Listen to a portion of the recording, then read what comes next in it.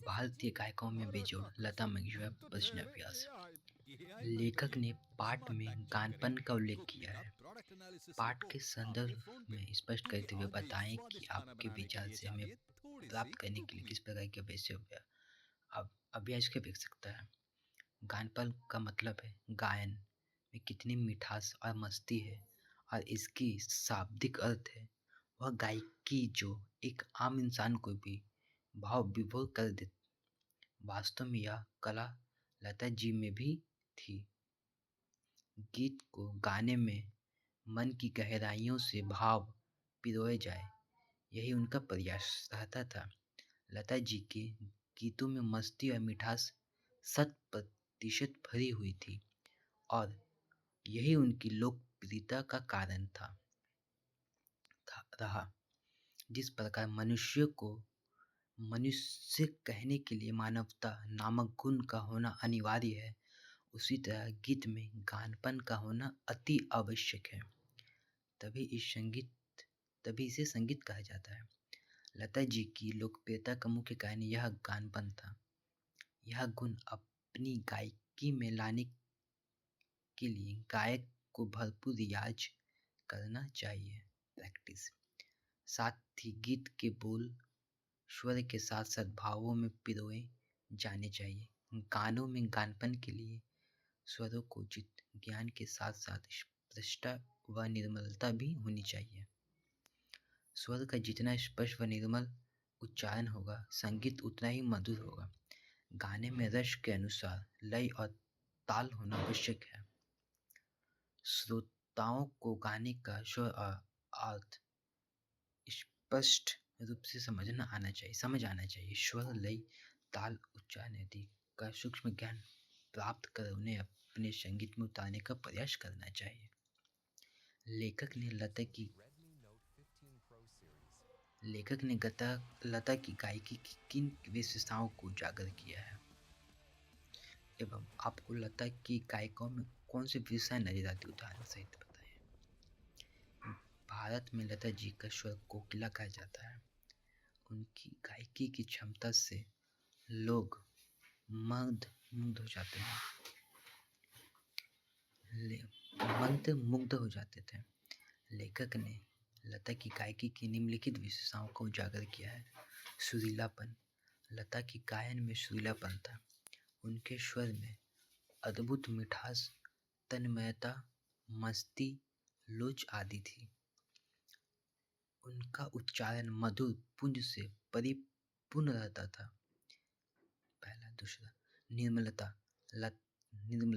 लता के स्वर में निर्मलता थी। लता के जीवन की ओर देखने का जो दृष्टिकोण था, वही उसके गायन की निर्मलता में झलकता था। कोमलता। लता के स्वरों में कोमलता व मुग्धता थी। इसके विपरीत नूरजहां के गायन में मादक उद्गान दिखता था। स्पष्ट उच्चारण। लेखक ने लता जी की गायन की और एक विशेषता का वर्णन करते हुए बताया है कि गायन में स्पष्ट उच्चारण का प्रभाव नजर आता था। शास्त्रीय शुद्धता। शास्त्रीय शुद्धता। लता जी शास्त्रीय शुद्धता में भी पारंगत थी। मधुर आवाज होने के साथ साथ उनके अंदर गीत रंजकता का गुण भी पाया जाता था। गायन के क्षेत्र में लता मंगेशकर की सर्वश्रेष्ठ माना जाता है। तीसरा प्रश्न, लता ने करुण रस के गानों के साथ न्याय नहीं किया, जबकि श्रृंगार पारक गाने वे बड़ी उत्कटता से गाती थी। इस कथन से आप क्या समझते हैं? लेखक का यह कथन पूरी तरह से सत्य प्रतीत नहीं होता। यह संभव है कि किसी विशिष्ट चित्रपट में लता ने करुण रस की गति के साथ न्याय नहीं किया।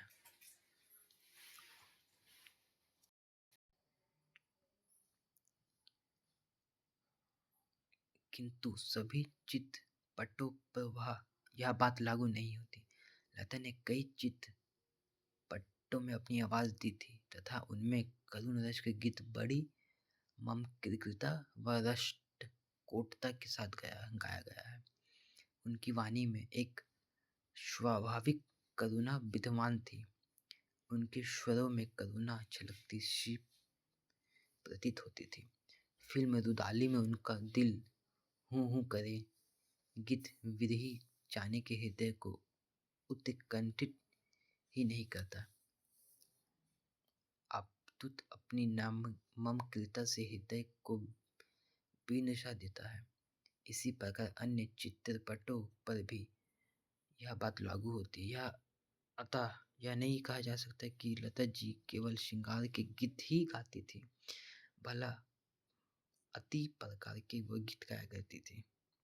सभी गीतों का सम्मान रसमयता के साथ गाकर करती थी।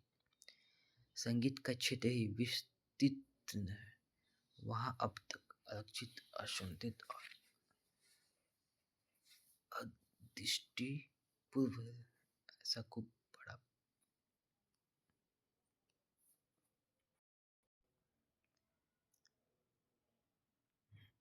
संगीत का क्षेत्र ही विस्तीर्ण है, वहाँ अब तक अलक्षित, असंदिग्ध और अदृष्टिपूर्व ऐसा खूब बड़ा प्रांत है। तथापि बड़े जोश से इसकी खोज और उपयोग चित्रपट के लोग करते चले आ रहे हैं। इस कथन को वर्तमान फिल्म संगीत के संदर्भ में स्पष्ट कीजिए। भारतीय संगीत शास्त्र बहुत प्राचीन है। इसमें वैदिक काल से ही नाना प्रकार के प्रयोग होते रहे हैं। इतनी प्राचीन परंपरा होने के कारण उसका क्षेत्र भी बहुत विशाल है। इसके अतिरिक्त भारतीय संस्कृति भी बहुरंगी संस्कृति है। इसमें केवल भारतीय ही नहीं अपितु विदेशों से आने वाली संस्कृतियों का भी समावेश समय समय पर होता रहता है। आज भी संगीत में नए नए प्रयोग होते हैं दिख जाते हैं। शास्त्रीय व लोक संगीत की परंपरा आज भी निरंतर चली आ रही है, किंतु उनमें नाना प्रकार के प्रयोग करके संगीत को नया मोड़, आयाम मतलब मोड़ आज की फिल्मों में दिया जा रहा है। फिल्मों में गीत संगीत का कुछ ना कुछ नया करने का प्रयास पहले से ही करते आए हैं। संगीत के क्षेत्र में हर समय कुछ ना कुछ नए करने की गुंजाइश होती रही है और होती रहेगी। इसके अंदर अपार संभावना छुपी होती है। यदि वर्तमान समय में हम संगीत को सुने तो हम पाते हैं कि हर रोज कोई न कोई नई दुनिया का आविष्कार मिलता है। साथ ही नए नए स्वरों और प्रयोग भी सुनने को मिलते हैं। वर्तमान में पश्चिमी संगीत को बड़े पैमाने पर सुना जा रहा है। आज शास्त्रीय गीत, लोकगीत, प्रांतीय गीत और पश्चिमी गीत के नाम का बोलबाला है। वर्तमान समय हमें यह भी देखने को मिलता है कि पश्चिमी गीत और लोकगीतों को मिलाकर नए गीत बनाए जा रहे हैं। सीधे तौर पर कहा जाए तो वर्तमान समय में संगीत में नयापन देखने को मिल रहा है और अभी भी कई सुर और ताल का प्रयोग होना संगीत की दुनिया में बाकी है। इस प्रकार वर्तमान फिल्मों संगीतों में भी नए प्रयोग के माध्यम से संगीत को विस्तार हो रहा है।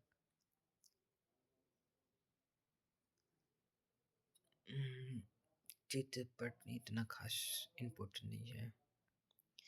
शास्त्रीय व चिटपट दोनों तरह के संगीतों के महत्व का आधार क्या होना चाहिए? कुमार गंधर्व की इस संबंध में क्या राय है? स्वयं आप क्या सोचते हैं? ये वाला बोला खास नहीं, क्योंकि वो दोनों एक ही है, सेम ही, इसलिए कुमार गंधर्व का स्पष्ट मत है कि चाहे शास्त्रीय संगीत हो या फिल्मी संगीत, वही संगीत अधिक महत्वपूर्ण माना जाए जो रसिकों या श्रोताओं को अधिक आकर्षित कर सके।